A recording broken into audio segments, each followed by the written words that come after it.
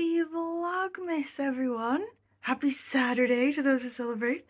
I wanted to say, I know I do a lot of filming for Vlogmas this year, just from bed, like in the morning, just wearing the same like jammies sweater and like no hair done, no makeup, no nothing.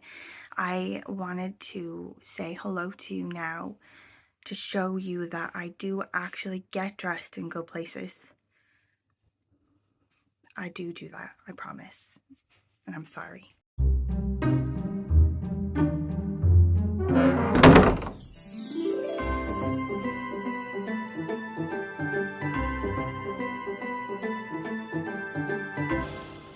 have a lot on today. Amber and I have to go meet friends at the Christmas market and watch like a musical live show in the Spiegel tent. I don't understand fully what a Spiegel tent is, but we did it last year and it's like a sort of Christmassy circus tent. So Spiegel to me sounds German. If any of my German-speaking friends could enlighten me about the origins of the Spiegel tent, that would be really great. But we're gonna do mulled wines, Christmas market, like Snow Queen is the name of the show, so that'll be fun. Also, we have to go to tennis, which is at the farmer's market. I'm gonna get some sourdough. Stop. Sourdough. So filthy. And also, I have fully caught up on all of my advent calendar books. I know. Stop. But the main and most important thing for today is I've now had 2 requests to see more Maisy. She is the star of this whole production, so I don't know why we've not done a full feature on her. So I think we're gonna do a day in the life of Maisy, where we discuss her likes and dislikes, her various noises and gears, also her origin story, because every hero needs one. And that's the plan for today. That's the plan. We'll see what happens. Everyone, please meet Maisy Daisy Lewis. She's 12 years old. She's not got any grandkids, but she has a nana's kind heart and spirit. She has 4 teeth, and she's partial to a snossage. And as all nanas do, she's been up for hours, way earlier than everyone else, been out for a poop, and had her breakfast already. Now she's resting before anyone else is awake. We rescued Maisy about 10 years ago from the dog track. Don't even get me started on their evil filth. Okay, but we got her from Greyhound Rescue Wales, who did like a little bit of a con on us, to be honest, because we didn't come to get her. We came to get her brother and her brother only, and they were like, oh, it's also his kennel mate's walk time. Can we all have a walk? They knew what they were doing. We ended up taking them both home. They were like, oh, are you sure you also want her? And we were like, put her in the fucking car. We know what you've done.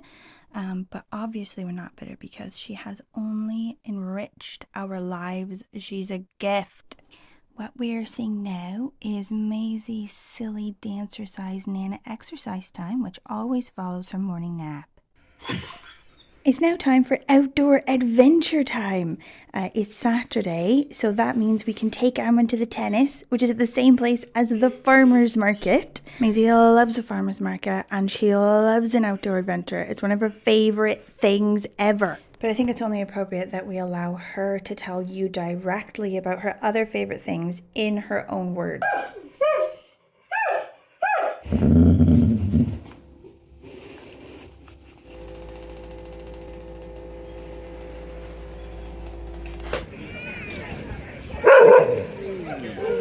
Like, I feel like I just cannot say enough how much Maisy loves a farmer's market. Any weather, okay? Loads of people around, loads of food around. She loves kids. She loves meeting with little dogs. There's always old ladies there who have liver snaps in her purses. She gets so much attention. She goes into the craft little area and they always go, oh, how old is she? And then when we say 12, they go, oh, Nana. And then they pull out liver snaps. Like, she lives for this. Now, don't mind this. This has nothing to do with Maisy. This is just me getting a mulled wine on the side. So it's mulled wine season, and like, speaking of favorite things, oh my god, so delightful. Like most nanas, she has her dinner about 4 o'clock. We start with a bit of kibble. Okay, and then we get some pork and beef sausages, the little doggy sausages. Cut them up real nice and small because she ain't got no teeth. She can't rip that shit apart no more. Okay, just sort of put it right there on top of the kibble, all nice, like a platter. Just one for snack. Okay, also we have a little topper, little lamb toppers, little like little lamb sprinkles, like a cake. Those go on top. Okay, and then we stick it in the microwave, just enough to sort, give it a zhuzh, give it like a 20-second zhuzh, make it all nice and warm. Okay, and then take it out, hand it to her so that she can sniff at it like she hates it and look at you like, seriously? She's a bit of a fussy lady, but she does eventually get going on that. But because she doesn't have any teeth, she does just sort of move it about with her tongue for a bit before she gets real stuck in, like. Then after dinner time, it's outdoor adventure time. And when she goes and sniffs for bunnies and cats and rats and various city animals, and also does her business. Don't look, please. Protect her privacy at this time. Now she's going to go round the side, make sure there aren't any cats there, okay, 'cause sometimes there are, and also give a good think about whether she wants to come in or have a poop. Okay, it looks like, oh, yes, this is a face. She's decided to not come in and to instead have a poop. But she's got to get the perfect position here.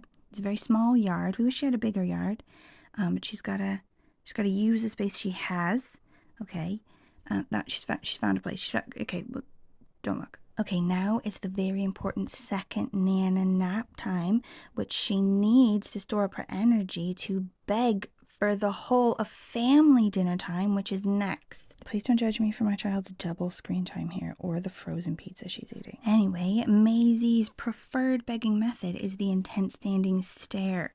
Especially with pizza, it's her favorite thing to beg off Anman. But because she's a nana, she gets tired. She eventually has to move to floor begging.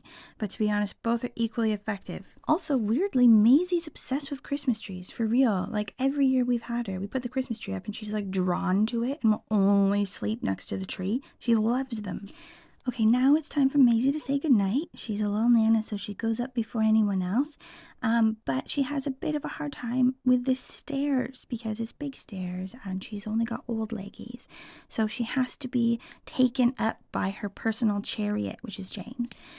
But I've had to blur him out awkwardly here because he said, "Please, Heather, don't put me in the video in my gym jams." So every night she assumes the position. She knows it's time. She gets ready. She's like, there she goes, all ready to go up to beddies. Good night, Maisie.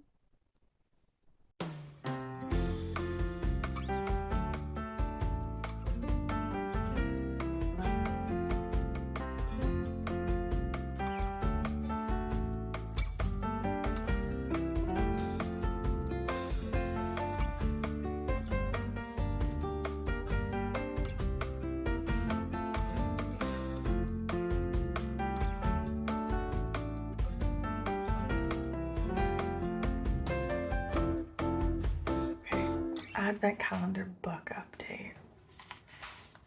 I've just finished this one false move,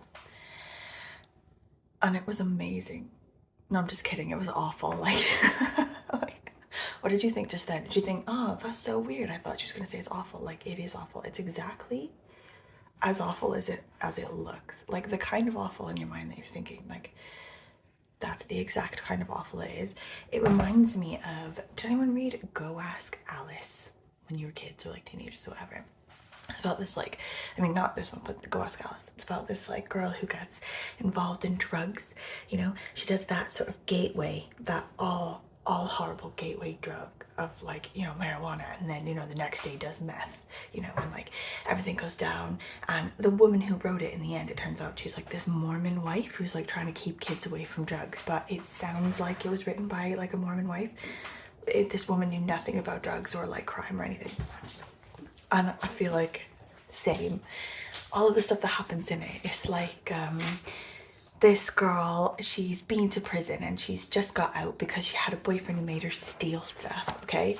So then she's like taking loans. She's like helping this loan shark collect loans on her estate, and she thinks that they're a lovely pair of people who just collect loans, you know. Like, she had no idea that they were like vicious loan sharks. She thought they were like a legitimate loan company, you know.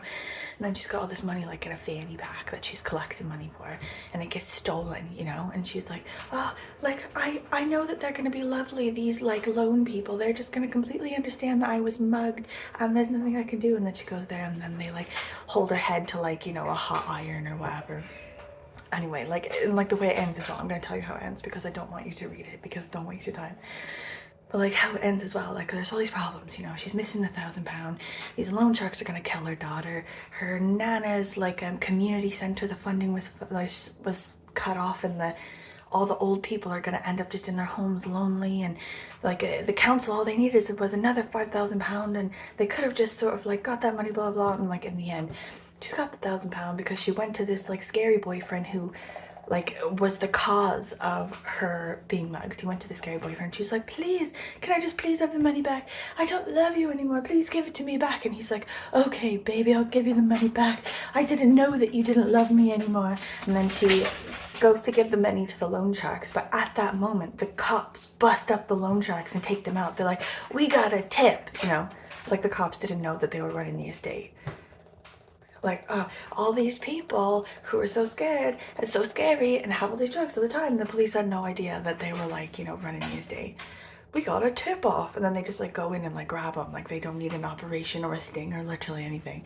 And then they go to the community center, and guess what? The community center has also had an anonymous donation. Like, y'all, that's fucked up. This is awful. I think I enjoyed it though. Like, I think I enjoyed how horrible it was. Okay, the Doomsday Date. This one was cute. I'm gonna say 4 stars. It was cute. Like, but it is annoying. So it's this, like, is the size of it.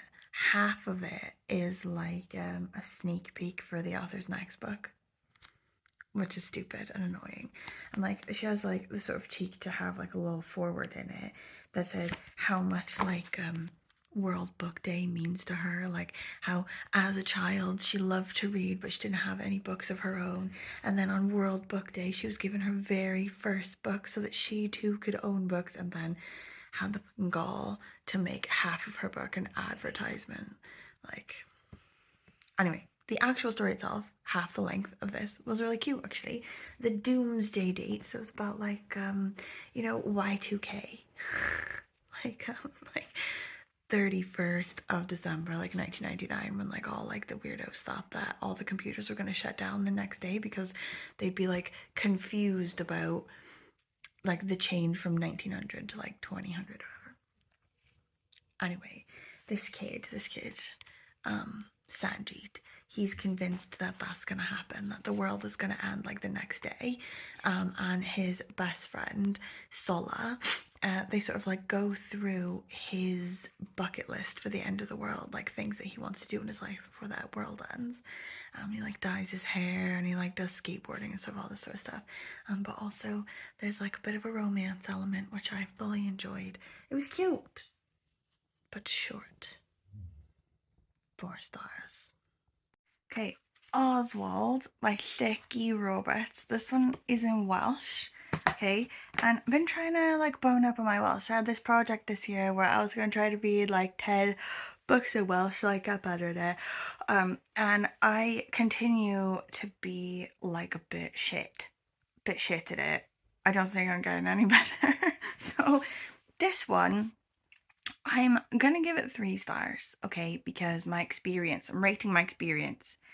My experience was not bad nor good. It is a 3-star experience, but I feel like potentially my experience could be down to just not getting it because my Welsh is absolute shite. So it's this guy, Oswald. He's like 50, okay, and he spent most of his life just like living with his mom and doing like funeral write-ups in like the local paper, you know, sort of like little write-ups for people who've died after he goes to their funeral and sort of like does a thing. But his mother had like a weird lover. Like she was a cleaning lady for this like really posh like Tory guy, and they like started a thing where he was like buying her presents and all this sort of shit. And Oswald, he didn't like it, so he killed that guy in a write-up. He like sort of did a write-up of him dying and his funeral and stuff. And he got sacked, and then his mom got sacked because like the head of the newspaper and also this like posh Tory dude, like they're like go to the same club or something. Anyway, he's now spent like, and then his mum died after that, and now he spent like the last 10 years since she died just sort of like being like really stayed, like wearing suits all the time and like living his life in the exact way that she wanted him to live his life, like very micromanaged and very like, in a certain way, eating the same thing every day. And he looks up funerals on the paper and then goes to attend these funerals and then like does like little write-ups for himself. Anyway, he goes to another funeral. Like, I'm just gonna like tell you what it is because, okay, if you speak Welsh and you're really down for this and you want to read this, like just like shut off the video now because I'm gonna like say what happens. He goes to a funeral by a funeral of a guy who has the same name as him, so it's Oswald Jones. And he's like, what a coincidence, this is so weird. And that guy was an absolute git. Like, nobody liked him. He died in a home. Like, not even the people who looked after him in the home could be bothered to come to his funeral. The people who were like doing the funeral were like annoyed that this guy was there at the funeral because it meant that they couldn't like speed things up, like, dispense with all the niceties and like the speech and everything and just like flame him up. I mean, like stick him in the oven. Let's get on. Like, I got tea on at home. But then, like, as he sort of like got up and he saw like the full name of the guy, it was Oswald M. Jones, which is the same as his initial. And he's like, shit, is this my funeral? Am I having like a ghost experience, like where I go forward in time and like see the future? And then he goes home and I don't know, like has an epiphany or something about potentially he needs to start living his life, being better with living his life and embracing people more and embracing new experiences more. Like, this is what I feel like it's about. But that's just 100% a flaming guess, honestly, because I'm not sure I understood enough of it. Even I think if it was in English, I still probably wouldn't have gotten it. Like, it's one of those kinds of books where it's very subtle. Anyway, 3 stars. Okay, so I've just looked and this video is so long already. Like, how? I did not plan it like that. I don't know how it's happened. Honestly, I think it's just down to me talking a lot about nothing, as is my tendency. I apologize for that. So there's no time to talk about Christmas markets and Spiegelton, but that's okay. It's okay. We'll do it tomorrow. We'll have a light chat about it tomorrow. We'll do a light 90s style collage with music overview, shall we? Also, tomorrow is Sunday, so we're gonna have to do some sort of project, I think. Maybe like an animal takeover, or I have this idea where we can do like a Christmas craft where we make like ornaments for the tree. Like, we'll see. We'll do something fun. Okay, if you've gotten this far, thank you for watching. Thank you for watching everything and commenting and just hanging out. Then I love BookTube so much and I love you so much. And that's all I want to say. I'll see you tomorrow.